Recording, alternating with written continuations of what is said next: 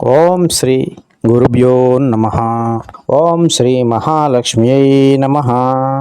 శ్రీ లక్ష్మీదేవి అనుగ్రహం ఉండాలని, ఐశ్వర్యాలతో తులతూగాలని మనందరం అనుకుంటూ ఉంటాం. కానీ సంపద అనేది కేవలం అదృష్టం వల్ల మాత్రమే రాదు. అది మనం పాటించే క్రమశిక్షణ, మన యొక్క ఆలోచన విధానంపై ఆధారపడి ఉంటుంది. పురాణాలలో లక్ష్మీదేవిని చంచల అని పిలుస్తారు. అంటే ఆమె ఒకచోట స్థిరంగా ఉండదు. మరి ఆ తల్లిని మీ ఇంట్లో శాశ్వతంగా కొలువై ఉండాలంటే మీరు పాటించాల్సిన 7 ముఖ్యమైన సూత్రాలు ఏమిటి? ఈరోజు ఈ వీడియోలో మనం ఆసక్తికరమైన విషయాలను తెలుసుకుందాం. వీడియోను చివరి వరకు చూడండి, ఎందుకంటే 7వ సూత్రం మీ జీవితాన్ని మార్చివేస్తుంది. సంపదను ఆకర్షించే 7 లక్ష్మీ సూత్రాలు. 7 లెసన్స్ ఫర్ వెల్త్. మొట్టమొదటిది క్రమశిక్షణే ప్రతిదానికి కూడా పునాది. లక్ష్మీదేవి శుభ్రత, క్రమశిక్షణ, సమయపాలన ఉన్న చోట నివసిస్తుంది అని పురాణాలు చెప్తూ ఉన్నాయి.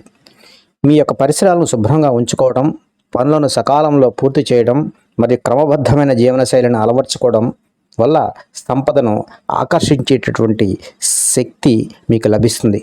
ఇది మొదటి మెట్టు. రెండవది కృతజ్ఞతాభావం. మనకు ఉన్న దాని పట్ల కృతజ్ఞత కలిగి ఉండటం చాలా ముఖ్యం. అంతేగాని నాకేమొచ్చింది, నేనేం సాధించాను, నాకు ఏ రకమైన సంపదలు వచ్చింది, భగవంతుడు నాకేమి ఇచ్చాడు అని ఆలోచించరాదు. అసంతృప్తి మరియు ఫిర్యాదులు చేసే మనస్తత్వం లక్ష్మీ కటాక్షాన్ని దూరం చేస్తుంది. ఉన్నదానిని గౌరవిస్తూ సంతోషంగా ఉండేవారిని సంపద వెతుక్కుంటూ దానంతట అదే వస్తుంది. మూడవది సంపద ప్రవాహము. లక్ష్మీదేవి చంచలమైంది, అంటే ఆమె ఎప్పుడు ప్రవహిస్తూ ఉండాలి. పెట్టుబడుల విషయంలో కూడా ఒకే చోట కాకుండా వివిధ రూపాలలో బంగారము, ఆస్తులు, షేర్లు వంటి వాటిపై పెట్టుబడి పెట్టడం ద్వారా ఆర్థిక స్థిరత్వం లభిస్తూ ఉంటుంది. సంపదను దాచటమే కాకుండా దానిని సరైన మార్గంలో మదుపు చేయడం కూడా నేర్చుకోవాలి. ఎందుకంటే సంపదను బంగారం రూపంలో ఉంచండి, దాని తర్వాత ఆస్తుల రూపంలోకి మార్చండి, లేదా కొంత కరెన్సీ రూపంలోకి మార్చండి. ఇలా చంచలమైన లక్ష్మీదేవిని ఫ్రీగా అన్ని రూపాల్లోకి మారుతూ ఉంటుంది. ఆవిడ్ని అన్ని రూపాల్లోనూ దర్శించుకోవాలి. ఒకే చోట బంగారం రూపంలోనో, ఆస్తి రూపంలోనో, క్యాష్ రూపంలోనో ఉంచుదామంటే ఏమాత్రము కుదరని పని. జ్ఞానంతో కూడిన సంపద. Knowledge is the true wealth. అవగాహన లేకుండా సంపాదించిన ధనము శాశ్వతం కాదు. ఆర్థిక విషయాలపై అవగాహన పెంచుకోవడం, నిరంతరము నేర్చుకోవడం వల్ల మీ యొక్క సంపద ఎలా పెంచుకోవాలో, ఎలా కాపాడుకోవాలో మీకే తెలుస్తుంది. తర్వాతది దానగుణము మరియు పంచుకోవడం. సంపద అనేది పంచుకుంటే పెరుగుతుంది. చాలాసార్లు అవసరంలో ఉన్నవారికి మీకు చేతనైనంత సహాయం చేయటం, సామాజిక బాధ్యతగా కొంత ధనాన్ని దానం చేయటం వల్ల లక్ష్మీదేవి యొక్క అనుగ్రహం లభిస్తుంది అని శాస్త్రాలు చెబుతూ ఉన్నాయి. మీ శక్తి కొలది ఎంతో కొంత ఇతోధికంగా ఏదో ఒకళ్ళకి దానం చేయండి. అది కూడా అవసరముల్లో ఉన్నవారికి మాత్రమే. అర్హత లేని వారికి దానము చెయ్యరాదు. ఇది మీ ఆర్థిక ప్రయాణానికి ఒక ఉన్నతమైన అర్థాన్ని ఇస్తుంది.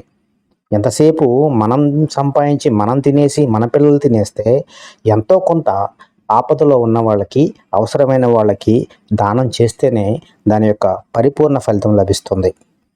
తర్వాతది ఓర్పు మరియు దీర్ఘకాలికమైన ఆలోచన.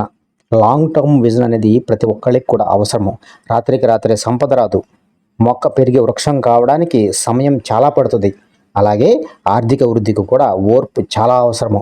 మార్కెట్ ఒడిదుడుకులకు భయపడకుండా స్థిరమైన నిశ్చయంతో ఉండటం లక్ష్మీ స్తోత్రాలలో ప్రధానమైంది.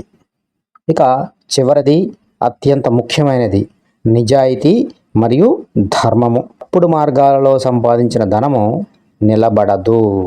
ధర్మబద్ధంగా కష్టపడి సంపాదించిన సంపద మాత్రమే మనశ్శాంతిని, శాశ్వతమైన వృద్ధిని ఇస్తుంది.